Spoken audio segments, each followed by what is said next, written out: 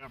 You know, Matt, when we got started on working on ArrowCorps5, remember that 4 years ago, we talked about 13 different sites, and we all felt a little overwhelmed about what we're going to do and the kind of things we were going to do, and we worked through with Tim and the other guys the criteria to pick the sites. You remember what criteria we used when we started off on Mark Twain? Yeah, for the Mark Twain in particular, we were looking for a site that we could bring young scouts in to accomplish. We really wanted to have a diversity of projects, but also a diversity of geographies, so that we wanted something scattered across the country. We also felt like this was a project that was one that we could really sink our teeth into and get a lot done. And so some of the projects that they proposed were a little bit outrageous for scouts. Right. So we just didn't feel like it was appropriate for us. So, but this project is one that we can do with 100 scouts or 1,000 scouts and still accomplish a lot. So. Well, you know, the other thing I thought was advantageous to Mark Twain was the fact that it's in Missouri near a number of very large councils with opportunities to really take the project, learn here, and then be able to go back home and leverage a lot of the things they're doing right in councils in St. Louis and Kansas City and Wichita, Bartlesville, you know, Springfield, Joplin area, and really do that because they have the same kind of terrain, same kind of issues, and I think that's really been beneficial. We have a lot of those councils here. Well, and Paul Strong, who's the regional supervisor for the Forest Service, the other night in the show made the comment that, you know, this is not only for this 100 acres, or we're going to end up doing about 150 acres that we do here, but it's also, we're creating a huge impact in this forest, but we're creating a huge impact on the people that will carry this back to their councils. And that's one of the biggest goals we also had is to learn the incident command structure from the Forest Service and then carry that back home and be participants for incidents in our hometowns. So. I think the thing that was really gratifying to me arriving yesterday was to see you're midway through the week, everybody's having fun, they're enjoying doing what they're doing, they want to get back up on the hill and do some more cutting, and even the young guys we talked to this morning who barely looked old enough to be out here but were, those guys were very excited and really had the whole idea of what we were talking about under really good understanding. Well, the exciting piece when we were talking to kids up on the hill, the 14-year-old kids on the hill, when a kid talks about the ecosystem that we're involving and participating in and improving, that's exciting. I thought it was too. Yeah. The other thing I think is interesting is, you know, the adults said to us many years on Philmont and Northern Tier and even sea bass, especially sea bass because they can learn how to scuba. But hey, why can't we be involved? And this is really a great opportunity for us to one, say, hey, physical fitness is important. Yeah. And two, if you want to be involved, here's a great opportunity. And I think that's really demonstrated itself. It looks like the mix here is about 1-to-1, youth and adult. It's very close to 1-to-1, and you know, with us using chainsaws, you know, you have to be over 21 and you have to go through the certification process, and so it's worked out very well for the adults that have been interested in doing a conservation project. What do you think, you know, really is going to be the legacy of this particular site in the way? I mean, I've been thinking about that all day, seeing how open the glade is now and the visibility of the hills. I just don't know what that's going to do, but the Forest Service seems really enthused and very excited about what's been accomplished here. Well, we started out the project saying that everyone had to cut a tree, and that every staff member, everyone that came out had to cut a tree, because we wanted everybody to feel part of the project.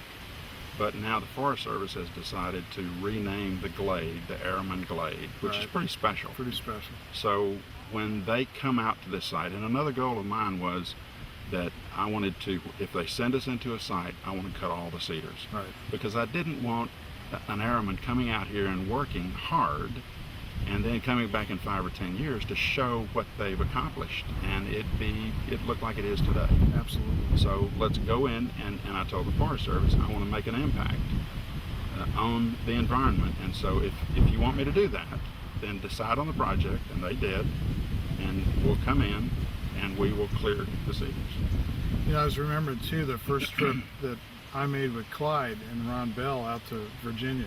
G.W. Jefferson, and they were looking at us and talking to us about how much work we could accomplish, because I think they had visions of young tenderfoot or Cub Scouts showing up.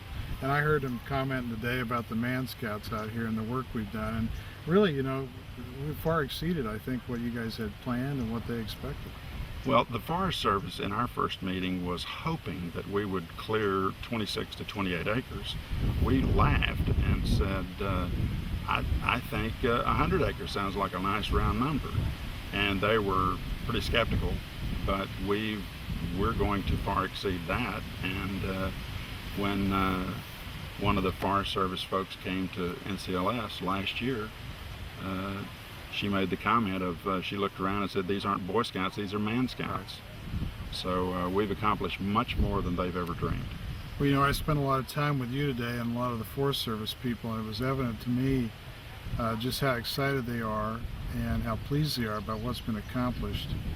And I really think that that's opened up an avenue for us to do a lot of other things, not just here, but elsewhere down the road with them. We have such a good partnership with the Forest Service. They have been just the best partners, and I think they have gotten a greater appreciation for what we can do. Right. We have gotten a greater appreciation of what they do. And one of the things we wanted to do is to invite our kids who were interested in asking questions about the Forest Service we had the folks come in and do a career day. That's good. And I think we're going to have some Forest Service folks come out of this project. The other thing I've been really pleased with is the amount of cooperation, publicity, and interest there is in this, and the ability for us to really make people appreciate who we are as a movement. And I think the Forest Service has a new appreciation for that too. Oh, I think so. And you know, we've been trying to impress on them that we're really a youth development organization. Right. But you know, we also do lots of service projects and conservation, and there's a lot more than just you know, being Boy Scouts and helping little old ladies across the street, as the old saying goes. So there's a lot to our organization, and I think they have a much better appreciation for us. I do too. So what do you think ultimately we've accomplished here this week? We've cleared about 150 acres. We will finish up about 150 acres. We will have, if you look at the man hours that it takes them, we're trying to do all of the math to that. They're going to sell some of the timber that we've cut. Right. It's going to be thousands of dollars in benefit for them. It's going to be hundreds of hours. We're in the process tonight, in fact, of adding up all those hours, and it's going to be a huge benefit for this local economy. Right. We were also talking about, you know, getting in touch with the Chamber of Commerce here to talk about it, and they've been very supportive of the community, of what we've done in the community. So they're very excited about having us here. What do you think the youth and the adults who participate are going to think when they get home? I think they're going to be very tired and be very glad they participated in something, and everyone we've talked to has come here to be part of history. Yep. Everybody I've talked to today was excited to be here. We're impressed with the messages being conveyed and the work that's being done, and wonder when we're going to do this again. And I Not looked for at a him while. and I said, maybe. Maybe. We'll talk about that at the end of the summer. Not for a while, I'll Yeah. tell you. We're all pretty tired. Yeah, absolutely. And it's taken a lot to, you know, we decided here at the Mark Twain that we didn't want to have folks staying off site. We wanted to stay close Right. to the project and in the forest. So we're camping in the forest and walking to our work site every day. Yeah, eating Philmont food. And, Absolutely. yeah, the dinners have been great. That reinforces to them about the value of what they're doing. I think that's been fantastic.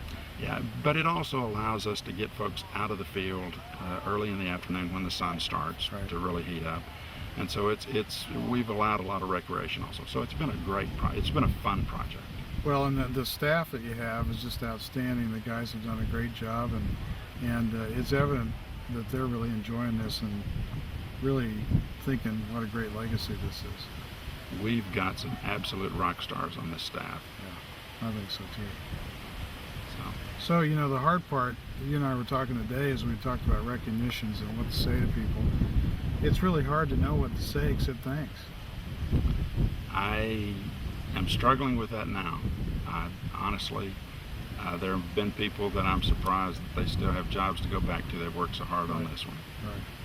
It's been and the effort that's been put into this thing has just been phenomenal. I think it is too. It's been great. It really has. Thank you for all your hard work. Oh, it's the team. It's absolutely